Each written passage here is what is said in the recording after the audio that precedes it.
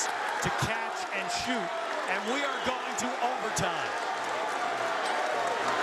Gonzaga went 9-2 run to end regulation, and Stephen Gray, freshman, Bainbridge, Washington, led his high school to the state finals for the first time in 55 years as a junior. Made 2 huge foul shots after this foul to force OT.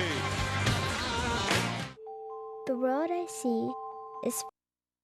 Well, John, can you fathom the emotions right now in the Santa Clara huddle?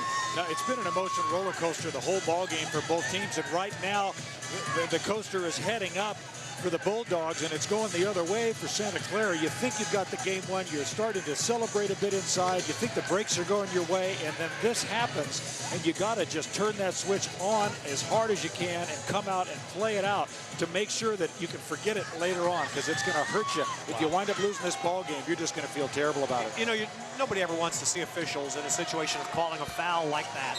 0.3 of a second that's going to impact the game that vigorously, but that was a clear foul. There's no question about that. And you got to credit the officials for making the call, especially for the Bulldogs, because they're thinking they're on the road. They may not get the call, but they got it and they capitalized on it.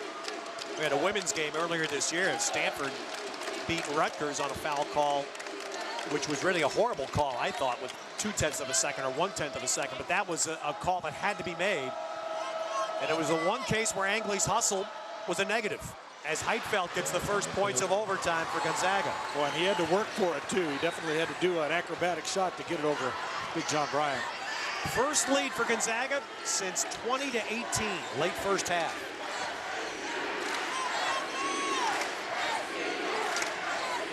The one life raft here for Brody Angley as he gets 5 minutes for salvation. Yeah. Right now, though, very important to match him basket for basket.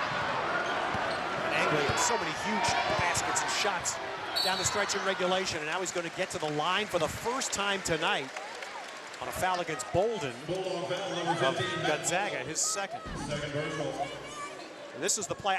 You could not have had a better inbounds play to end the game with 3 seconds, John. All he really had to do there, frankly, is just take a good position and try to deflect the ball on the pass or do anything to slow him down with that much time remaining on the clock.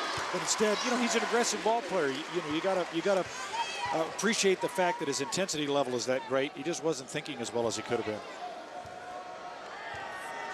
Once the ball was tipped, and the reason I said it, once the ball was tipped at the foul line, I think it was Dowdell, Santa Clara. Once it was tipped, clock runs. By the time Gonzaga secures it, they have no chance to do anything. Exactly. Angley made both foul shots. His first of the game, he has 21 points.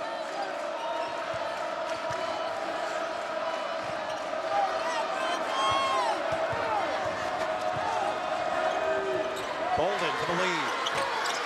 And the rebound, John Bryant. You know, Bolden's been very quiet this evening. I'm a little surprised. Usually a player like that will make one in the clutch, but he hasn't been able to find his range. Bolden's only taken 8 shots, 3 for 8 today.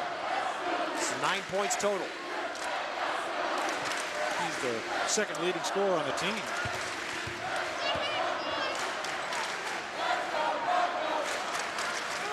And again, these students, the Rough Riders, doing their best to urge on Santa Clara. Angley and Pargo, where do they find the energy from? Gunderson. And a good box out. And, well, too good. They call a foul as Pargo secured the rebound. Henke hit the deck, and I think Matt Bolden, yes, Matt Bolden of Gonzaga's called for his 3rd foul.